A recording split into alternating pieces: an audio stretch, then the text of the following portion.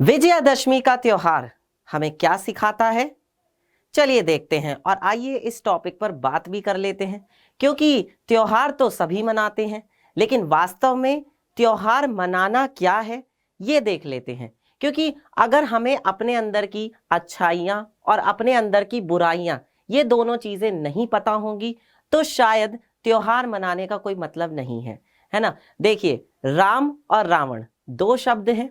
एक शब्द से घृणा की जाती है और एक शब्द को बहुत ज्यादा अच्छा माना जाता है, बहुत ज्यादा कह सकते हैं कि सम्मान दिया जाता है। लेकिन अगर मैं वैसे बात करूं तो आप क्या बनना चाहेंगे? आप एक राम बनना चाहेंगे या आप एक रावण बनना चाहेंगे? तो सिंपल सा आपका जवाब होगा कि सर ऑब्वियसली हम तो राम ही बनना चाहेंगे। पर बच्चों, अगर मैं आपसे ये पूछूं कि आप राम क्यों बनना चाहते हैं, देखिए राम जी जो थे उनकी पूजा की जाती थी, उनको लोग देवता मानते थे और वो हैं भी, और उनकी पूजा की जाती थी। तो क्यों की जाती थी? क्यों वो देवता थे? वो कौन से ऐसे गुण थे? क्या आपने कभी इस पर विचार किया? और रावण को क्यों घृणा से देखा जाता है? रावण की क्यों बुराई की जाती है? रावण को क्यों बुरा माना जाता है? क्या इसके बारे में आपने सोचा? तो आज हम इसी पर बात करने वाले हैं कि बच्चों, मैं आपको एक बात बता देता हूं, कहीं ना कहीं आपके अंदर भी एक राम है और आपके अंदर भी एक रावण है। अब ये आपके ऊपर डिपेंड करता है या आपके ऊपर निर्भर करता है कि आप किसका सिलेक्शन करते हैं। आप राम को चुनते हैं या आप रावण को चुनते हैं। अगर आप राम को चुनते हैं तो हो सकता है कि आप अपने जीवन में एक सफल व्यक्ति बन जाए, और अगर आप रावण को चुनते हैं तो हो सकता है कि आप अपने जीवन में एक कह सकते हैं कि गर्त में चला जाए आपका जीवन, और आपका जीवन जो है वो बर्बाद हो जाए। अब बात आती है कि सर हमें कैसे पता चलेगा कि हम राम को चुने कि हम रावण को चुने? हमें कैसे पता चलेगा कि वो कौन सी बातें हैं जो अच्छाई वाली हैं, वो कौन सी बातें हैं जो बुराई वाली हैं? तो बेटा देखो, एक कहते हैं ना कि इंसान के अंदर भगवान भी होता है और शैतान भी होता है। अब भगवान वाला जो रूप है वो हमसे ये कहता है कि बेटा पढ़, बेटा पढ़ाई कर, बेटा पढ़, बेटा पढ़ाई कर, आज 2 घंटे पढ़ना है, आज 3 घंटे पढ़ना है, आज ये सब्जेक्ट पूरा कर लेना है। वहीं जो शैतान वाला रूप है वो हमसे कहता है नहीं भाई, पढ़ना नहीं है, चल थोड़ा सा मजे करके आते हैं, थोड़ा गाने सुन लेते हैं, थोड़ा क्रिकेट खेल लेते हैं, थोड़ा टीवी देख लेते हैं, थोड़ा रील्स चला लेते हैं, थोड़ा बाहर घूम के आ जाते हैं। तो अब आप किसको सेलेक्ट करते हैं? ऑब्वियस सी बात है, जिन चीजों से हमें मजा नहीं आता है ना, या कह सकते हैं कि जो चीजें हमें करने में अच्छी नहीं लगती हैं, जिन चीजों में हमें मजा नहीं आता है, अक्सर उन्हीं बातों से हमें सफलता मिलती है। क्योंकि जिन चीजों में मजा आता है उनसे सफलता का मिलना बहुत ज्यादा मुश्किल है, या ये कह सकते हैं कि बिल्कुल असंभव सा ही दिखता है। तो चलिए बात करते हैं कि एक जो राम है और एक जो रावण का रूप है ये हमारे लिए क्यों इंपॉर्टेंट है ना। अब देखिए, राम का नाम सुनते ही हमारे मन में एकदम से श्रद्धा भाव जाग जाता है, एकदम से सम्मान का भाव आ जाता है, और वहीं रावण का नाम सुनते ही हम उसको दुत्कारने लगते हैं, उसको भला बुरा कहने लगते हैं। पर बच्चों, दशहरे का असली मतलब तो यही है कि हम अपने अंदर की अच्छाइयों को और बुराइयों को पहचानें। अभी आप एक स्टूडेंट हैं, अभी आप एक विद्यार्थी हैं, और आपके लिए ये बहुत जरूरी है कि आप अपने अंदर की जो भी अच्छाइयां हैं, जो भी बुराइयां हैं, उनको पहचान कर, उनको सुधार कर अपने आप को बेहतर बनाएं। अब मैं एक एक करके आपको सारी बातें बताने जा रहा हूं कि आपकी अच्छाइयां क्या हैं, आपकी बुराइयां क्या हैं, फिर आपको सेलेक्ट करना है। ठीक है, जैसा आप सेलेक्ट करेंगे, जो आप सेलेक्ट करेंगे वो आप बन जाएंगे। ठीक है, अच्छाई का मतलब किससे है? भगवान राम से है। बुराई का मतलब किससे है? रावण से है।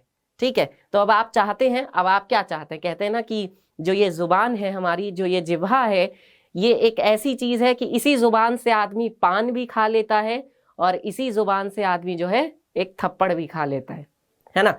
तो बस वही बात है बच्चों कि ये आपके ऊपर है कि आप इसे चुनते हैं, ये आपके ऊपर है कि आप इन्हें चुनते हैं। मैंने इसे कहा है और मैंने इन्हें कहा है, इस शब्द में भी बड़ा फर्क है ना। तो चलिए बात करते हैं। जो पहली आपके अंदर की बुराई है वो है बच्चों बेईमानी।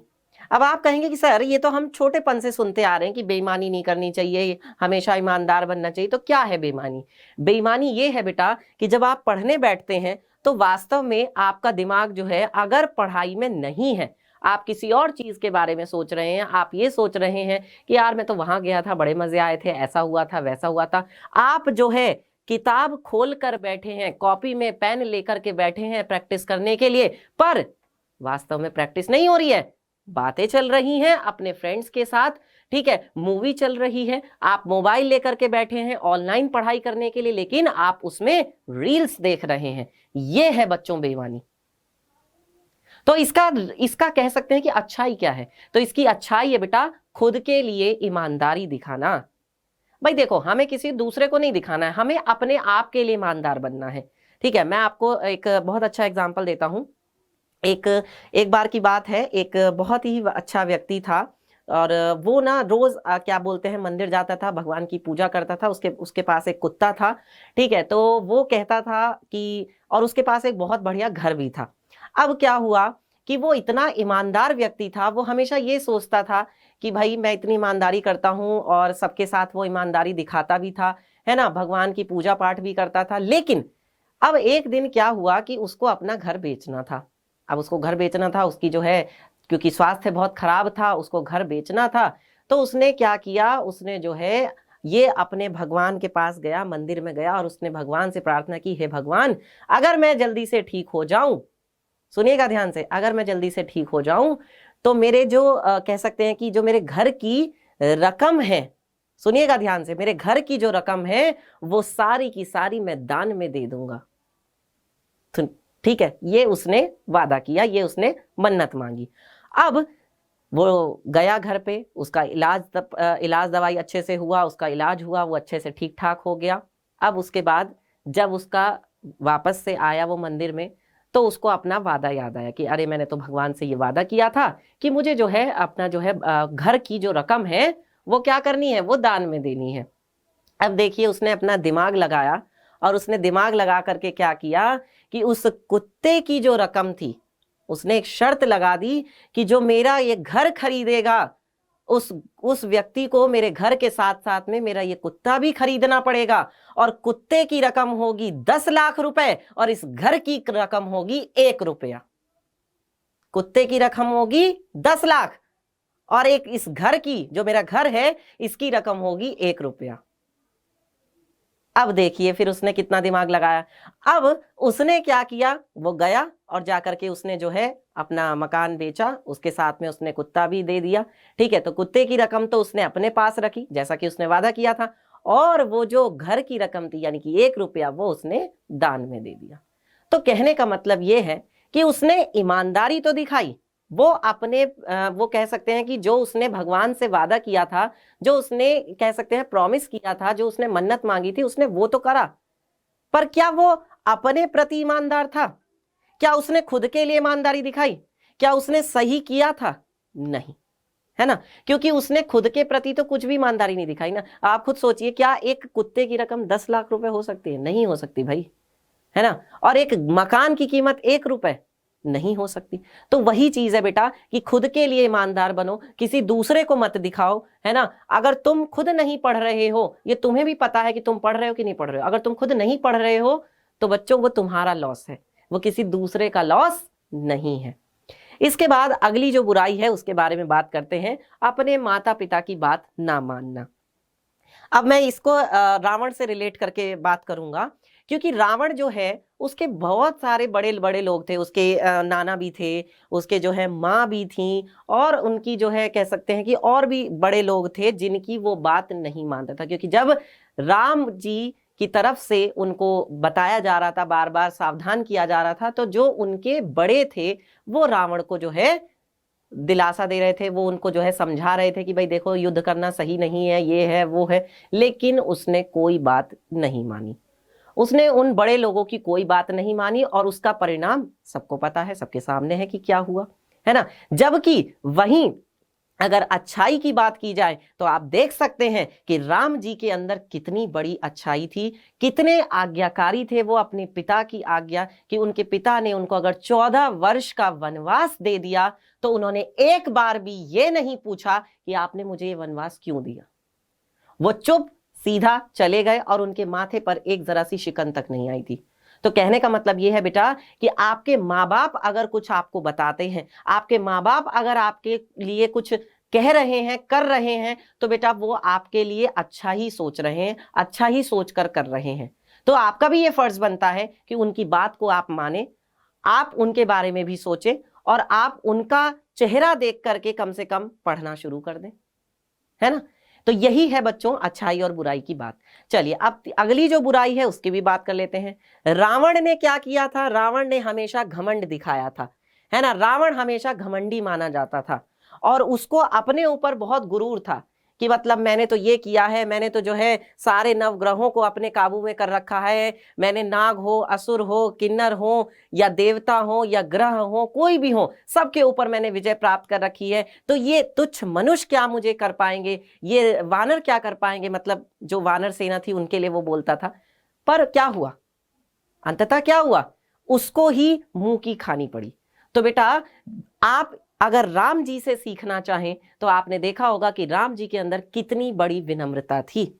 राम जी कितने विनम्र थे, वो यहां तक कि रावण को भी कितने प्यार से समझाते थे, कितने अच्छे तरीके से अपने हर एक व्यक्ति से बात करते थे। यानी उनके अंदर विनम्रता का गुण था। और आपके अंदर क्या ये गुण है? क्या आप अपने आसपास के लोगों से विनम्र हुए? क्या आप लोग अच्छे से बात करते हैं? क्या आप लोग विनम्रता दिखाते हैं या आप लोग भी घमंड का प्रदर्शन करते हैं?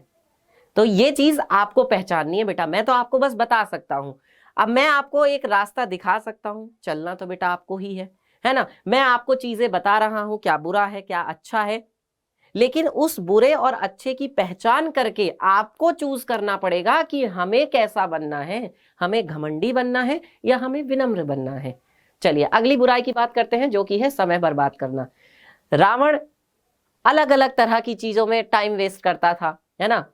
वो आमोद प्रमोद में जो है मग्न रहता था, यानी कि नाच गाने का भी सेवन करता था, तामसिक प्रवृत्ति का था, इसीलिए तो राक्षस था। भले उसने जो है एक ऋषि कुल में जो है कह सकते हैं जन्म लिया था, लेकिन उसकी प्रवृत्ति कैसी थी? तामसिक। जबकि राम जी के अगर देखा जाए तो राम जी कभी भी इस तरह का व्यवहार नहीं करते थे। राम जी ने हमेशा जो है किस चीज पर ध्यान दिया? समय का सही उपयोग किया। उन्होंने हमेशा जो है वो पाबंद रहे हर चीज को टाइम पे करने के। उन्होंने जो है हमेशा पहले जो है क्या कहते हैं कि रिक्वेस्ट की किसी से, अगर कुछ करना होता था तो वो पहले रिक्वेस्ट करते थे, अगर वो नहीं मानता था तभी वो आवेश में आते थे और तभी वो अपना जो है रौद्र रूप दिखाते थे। ठीक है ना। इसका एग्जाम्पल मैं आपको दे देता हूं। समुद्र से रास्ता मांगा था उन्होंने 3 दिन तक, लेकिन जब समुद्र देव ने उन्हें 3 दिन तक लगातार प्रार्थना करने के बाद भी रास्ता नहीं दिया, तब जाकर के उन्हें मजबूरी में आकर के अपना धनुष बाण उठाना पड़ा था। समुद्र देव की क्या मजबूरी थी वो एक अलग बात है, पर उन्होंने पहले तो रिक्वेस्ट ही की थी ना। ऐसा तो नहीं कि वो सीधा एकदम धनुष लेकर चढ़ गए कि हाँ चलो भाई मुझे रास्ता दो। तो वही चीज है बेटा, अपने अंदर की जो भी अच्छाइयां हैं, बुराइयां हैं, उनको आपको पहचानना होगा। जब तक आप उनको पहचानेंगे नहीं, जब तक आपको उन चीजों पर अपना अमल नहीं करेंगे, उन्हें सुधार नहीं करेंगे, तब तक आपका कुछ नहीं हो सकता। ठीक है, तब तक आप एक, मैं कह सकता हूं, सफल विद्यार्थी नहीं बन सकते। सफल इंसान बनना तो बहुत दूर की बात है, क्योंकि अभी आप एक विद्यार्थी हैं। सफल विद्यार्थी के बहुत सारे गुण होते हैं। ठीक है, चलिए अगला जो है बेटा वो है हमारे पास यहाँ पर कि नेक्स्ट जो है वो है उल्टी सीधी चीजें खाना। अब तुम्हें पता है राक्षस लोग तो क्या क्या चीजें खाते थे, किस किस चीज का सेवन करते थे, जबकि वहीं राम जी हमेशा जो है एक संतुलित आहार का भोजन करते थे। आप लोग जो है बहुत जंक फूड खाते हैं, कभी चाउमीन है, कभी बर्गर है, कभी पिज्जा है, कभी मोमोज है, सुनने में बड़ी अच्छी लगती हैं। मैंने अभी थोड़ी देर पहले एक बात कही थी कि जितनी भी खराब चीजें हैं वो हमें अच्छी ही लगती हैं, और जितनी भी अच्छी चीजें हैं, यानी कह सकते हैं कि जिन चीजों को करने से मजा नहीं आता, जिन चीजों को खाने में मजा नहीं आता है, वही चीजें हमारे शरीर के लिए अच्छी होती हैं। तो सलाद से हो सकता है कि आपको जो है सलाद आपको अच्छा ना लगे, ठीक है, लेकिन सलाद ही आपके लिए बेस्ट होगा। बट आपको तो मोमोज खाने हैं, आपको तो बर्गर खाना है, आपको तो जो है चाउमीन खानी है, आपको तो पिज्जा खाना है। हर दूसरे दिन पहुंच जाते हैं चाउमीन बर्गर की दुकान पे। क्यों? यही तो बुराई है बेटा। इनको पहचानो, इनको दूर करो। चलिए अगला जो है बेटा वो है खुद को श्रेष्ठ समझना। ये खुद को जो श्रेष्ठ समझने वाली बात है कहीं ना कहीं घमंड यानी कि आपके अंदर अहम का प्रदर्शन करती है। खुद को श्रेष्ठ समझना यानी खुद को बेस्ट समझना। कभी भी बच्चों आप किसी भी पद पर पहुंच जाइए, कितने भी बड़े बन जाइए, पर कभी भी खुद के अंदर घमंड मत लेकर के आइए। कभी भी अपने आप को ये मत समझो कि मैं 30 मार खान हूं, मैं ही सब कुछ कर सकता हूं, मेरे से ज्यादा तो इंटेलिजेंट कोई है ही नहीं, मैं टॉपर हूं, मैं टॉपर बन के दिखाऊंगा। ये एक अलग चीज है। आपको अपने अंदर ये भावना रखनी है कि भाई मुझे टॉपर बनना है। वो एक जिद वाली बात है, वो एक आपका दृढ़ संकल्प है। पर आप ये सोचते हैं अगर कि मैं ही टॉपर हूं, मैं ही केवल टॉपर बन सकता हूं, तो ये कहीं ना कहीं आपके अंदर एक घमंड का प्रदर्शन करता है। और हर स्थिति में अपने आप को ढालने वाला व्यक्ति जो है अच्छा माना जाता है। आपको मैं एक बात बता दूं, कभी भी अपने आप को कम भी नहीं समझना चाहिए और कभी भी अपने आप को बेस्ट भी नहीं समझना चाहिए। यानी कि कभी ये भी मत सोचो कि मुझसे कुछ नहीं हो सकता, मैं क्या ही कर पाऊंगा, मेरे से तो ये नहीं हो पाता है, मेरे से तो वो नहीं हो पाता है। कभी अपने आप को कम भी मत समझो। पर बेटा हर एक तरह की स्थिति में जो है शांत रहिए, स्वभाव ऐसा रखिए अपना कि चाहे कितनी से बड़ी कितनी मुश्किल भी आ जाए, चाहे कितनी से बड़ी कितनी खुशी भी आ जाए, तो आपका जो एक कह सकते हैं भाव है वो एक जैसा रहना चाहिए। आप एक जैसे रहे, हर स्थिति में अपने आप को ढाल लें, जैसी भी सिचुएशन है उसके अकॉर्डिंग अपने आप को ढाल लें। ठीक है। अगला जो है बेटा नेगेटिव सोचना। कभी भी नेगेटिव मत सोचो। राम जी ने जब किसको, हनुमान जी को दूत बना करके रावण के पास भेजा, तो उन्होंने ये बताया, हनुमान जी ने रावण से कहा कि वो ये आप अगर उनकी शरण में चले जाते हैं तो वो आपको क्षमादान दे देंगे। लेकिन रावण ने इस बात का गलत मतलब निकाला उसकी, क्योंकि सोच कैसी हो चुकी थी, नेगेटिव हो चुकी थी। उसने तुरंत जो है हंसी में बात उड़ाई और उसने क्या बोला, उसने ये बोला कि अगर वो ये चाहते हैं, अगर उन्होंने संधि का प्रस्ताव रखा है, इसका मतलब वो हमसे डर गए हैं, इसका मतलब वो हमसे डर गए हैं, है ना, इसका मतलब वो कमजोर हैं। जबकि ऐसा नहीं था बच्चों। तो मेरे कहने का मतलब ये है कि अपनी जो सोच है उसको बेटा सकारात्मक बनाओ, पॉजिटिव सोचो। अगर आप पॉजिटिव सोचेंगे तो आप जो है एक बेहतर विद्यार्थी बन सकते हैं। अब पॉजिटिव सोचने का मतलब क्या है? पॉजिटिव सोचने का मतलब ये है कि आप हमेशा ऐसा सोचो कि भाई मेरी मैथ्स जो है अभी ठीक नहीं है, बट कोई बात नहीं, आगे ठीक हो जाएगी, मैं प्रैक्टिस कर रहा हूं ना, मैं जो है मैथ्स के क्वेश्चन कर रहा हूं ना, मैं पढ़ाई तो कर रहा हूं ना, अच्छी हो जाएगी धीरे धीरे, है ना। ये मत सोचो कि मैं मैथ्स में वीक हूं, मेरे मैथ्स कमजोर है, मेरे से सवाल नहीं हो पाते, मेरा ये नहीं हो पाता, मेरा वो नहीं हो पाता, मेरे से तो डायग्राम नहीं हो पाते, मेरे से तो फिजिक्स के न्यूमेरिकल नहीं हो पाते। सब होगा, बस अपनी सोच को पॉजिटिव रखो। तो अब मैं आप लोगों को बताने जा रहा हूं कि आप टॉपर बनने के लिए क्या कर सकते हैं। भाई ये अच्छाइयां बुराइयां तो सबको पता चल गई। अब इन अच्छाइयों बुराइयों के साथ आपको बढ़ना है आगे, यानी आप टॉपर कैसे बन सकते हैं, अपनी पढ़ाई को कैसे अच्छा कर सकते हैं। तो इसी के लिए प्यारे बच्चों हम लोग लेकर के आ चुके हैं आप लोगों के लिए टॉपर्स बैच 2.0। ये प्यारे बच्चों जो बैच है अभी 16 तारीख से शुरू हुआ है, अभी ज्यादा दिन नहीं हुए हैं, केवल 1 हफ्ता ही हुआ है। तो आप अभी भी इसे ज्वाइन कर सकते हैं। सारे फेवरेट टीचर्स जो हैं बच्चों वो आपको टॉपर्स बैच में पढ़ा रहे हैं। इसके साथ साथ मैं आपको बता दूं बेटा कि टॉपर्स बैच में बेटा सारी की सारी क्लासेस आपको लाइव मिलती हैं। आपको यहाँ पर टीचर्स के नोट्स मिलते हैं जो टीचर्स ने खुद बनाए हैं, टीचर्स की स्लाइड मिलती हैं। इसके साथ साथ बेटा प्रीवियस ईयर क्वेश्चन यानी पिछले सालों में जो सवाल आए हैं बोर्ड में वो आपको हम करवाएंगे। सैंपल पेपर भी बेटा हम आपको करवाएंगे। और आपको मैं बता दूं कि आपको आने वाला जो टॉपर्स बैच है वो भी बिल्कुल फ्री मिलेगा, जिसे हम कह सकते हैं टॉपर्स बैच 3.0। इसी के साथ साथ बेटा इसकी फीस जो है वो बहुत बहुत बहुत ही कम है। एक कह सकते हैं कि त्योहार मनाने की जो फीस होती है ना, एक त्योहार मनाने की जो खर्चा होता है बेटा उससे भी बहुत कम है। तो बस जाइए तुरंत, अगर अभी तक भी आपने ज्वाइन नहीं किया है तो आज से ही बेटा एक नई शुरुआत करिए और आज से ही अपने अंदर की जितनी भी बुराइयां हैं उनको दूर करिए और टॉपर्स बैच को ज्वाइन करके पढ़ाई शुरू कर दीजिए। इसके लिए आपको क्या करना है, 012471585250 पर बच्चों कॉल करनी है और ज्वाइन कर लेना है बैच। ठीक है। अब मैं आप लोगों को अंत में आज के इस पावन पर्व पर हार्दिक शुभकामनाएं देता हूं दशहरे की, और आपसे ये उम्मीद करता हूं कि जो मैंने आप लोगों को बातें बताई हैं, जो आपके अंदर की बुराइयां हैं, जो आपके अंदर की अच्छाइयां हैं, उनको आप पहचान कर, उनको समझ कर और उनको अपने से दूर करने की कोशिश करेंगे। आप एक रावण ना बन करके राम बनने की कोशिश करेंगे, ताकि दुनिया आपको भी पूजे, ताकि आपका भी सम्मान बढ़े और आप लोग भी अच्छे से पढ़ाई कर सकें और आप लोग भी टॉपर बन सकें। इसी के साथ प्यारे बच्चों, हैप्पी दशहरा। अपना ध्यान रखिए, अच्छे से पढ़ते रहिए। Bye bye, take care.